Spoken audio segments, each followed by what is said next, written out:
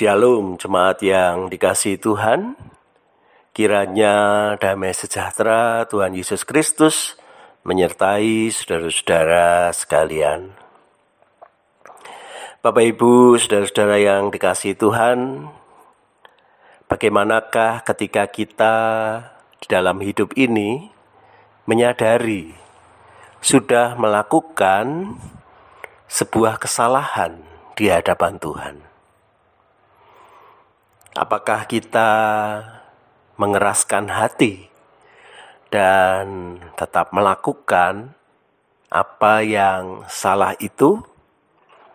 Ataukah ada kesediaan untuk menyesali dan berbalik kepada Tuhan?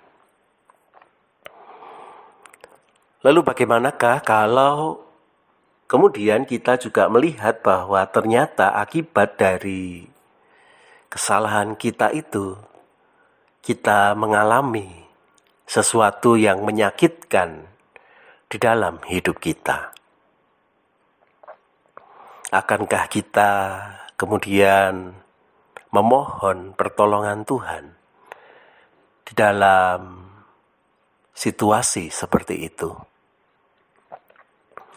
Nah, Bapak Ibu, saudara-saudara yang dikasihi Tuhan, Daud di dalam perjalanan kehidupannya, sekalipun dia sebagai seorang raja, dia pun mengalami suatu masa di mana dia melakukan kesalahan. Dan kemudian ada sebuah penderitaan yang menyakitkan yang dia alami.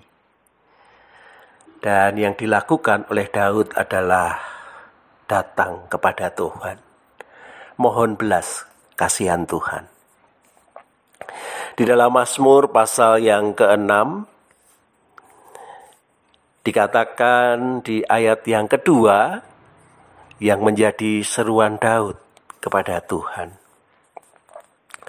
Ya Tuhan, janganlah menghukum aku dalam murka-Mu, dan janganlah menghajar aku dalam kepanasan amarah-Mu. Kasihanilah aku Tuhan, sebab aku merana.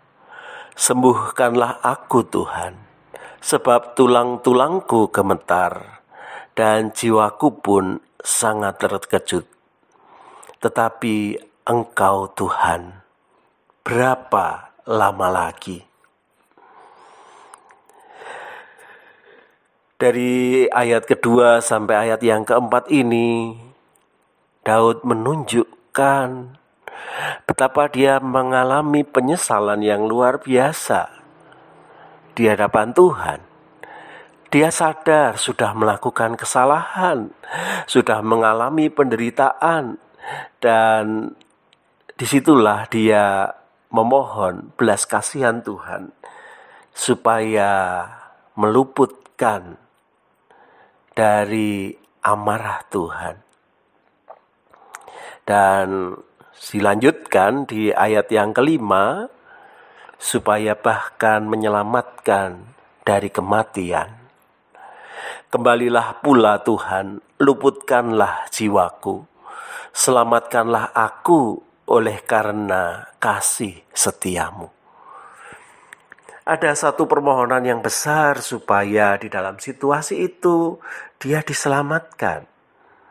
Karena kalau dia masih hidup, ada sesuatu yang dia kerjakan. Di ayat yang ke-6 dia mengatakan, sebab di dalam maut tidaklah orang ingat kepadamu. Siapakah yang akan bersyukur kepadamu di dalam dunia orang mati? Jadi di sini sebenarnya Daud sudah mau menunjukkan, aku mau sungguh-sungguh bertobat. Aku mau berbalik kepadamu. Aku mau memuji Engkau. Karena kalau aku mati di dalam kematian, sudah selesai kehidupan ini. Kesempatan memuji Tuhan sudah habis. Dan justru karena itu, ketika aku di dalam penderitaan ini, tolonglah aku Tuhan. Karena aku mau berbalik kepadamu. Mau mengubah dari hidup yang mengingkari Engkau menjadi hidup yang memuliakan Engkau. Ada satu tekad yang luar biasa. Dan di dalam proses itu, sekalipun ada orang-orang yang mengejek dia, yang mencemooh dia, dan di dalam segala situasi berat yang dialami, akhirnya Daud merasakan bahwa Tuhan mendengarkan dia.